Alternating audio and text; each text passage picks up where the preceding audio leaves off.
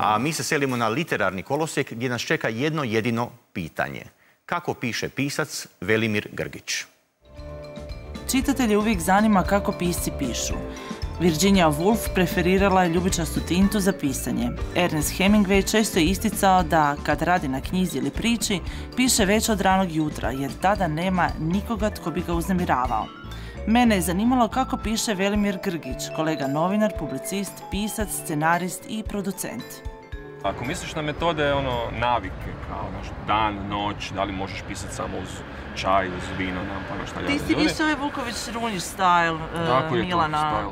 Pa ona isto tako piše po noći, onda se ne može dobiti na telefon do 3 popodne. Ja pišem po danu i po noći, zato mi se ne može dobiti na telefon, jer nikad ne javljam se na telefon ako pišem.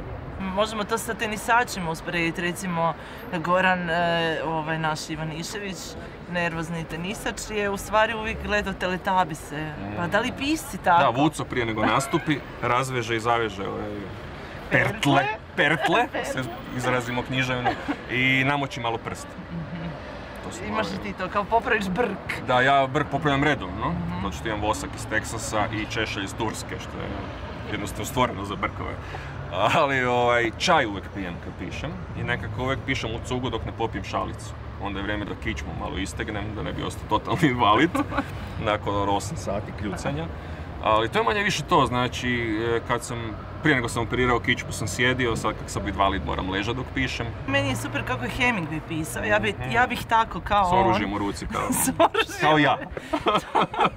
Ispalo je tako da sam upao na novinarstvo, što je bila prilika da pišem u novinama, jer sam znao da nema šanse da živiš od pisanja romana ili nečega. Na kraju uvijek mi je bila taj creative fiction puno privlačniji od običnog fictiona.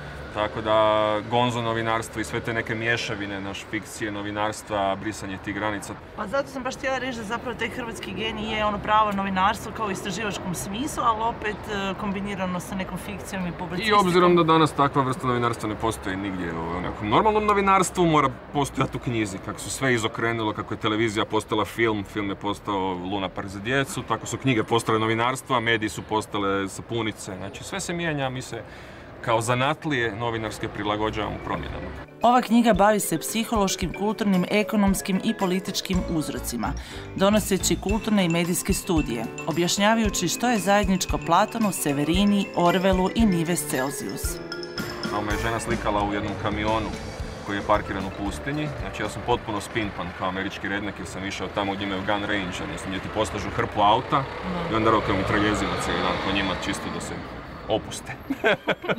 I žena mi je prišla na cesti, jedna starica, i rekla kao, jeste vi Velimir Grgić, kao najdraža knjiga mi je Hrvatski gen, prepoznala sam vas naslovnice. Evo Hrvatski gen, dakle to je naša preporuka za ovo ljeto. Ugodna ljetna literatura za plažu. Velimir Grgić priprema 3 nove knjige, 2 televizijske serije i 1 film. I to sve ležeći u krevetu kao i James Joyce, koji je potrebuške pisao u svom bijelom ogrtaču.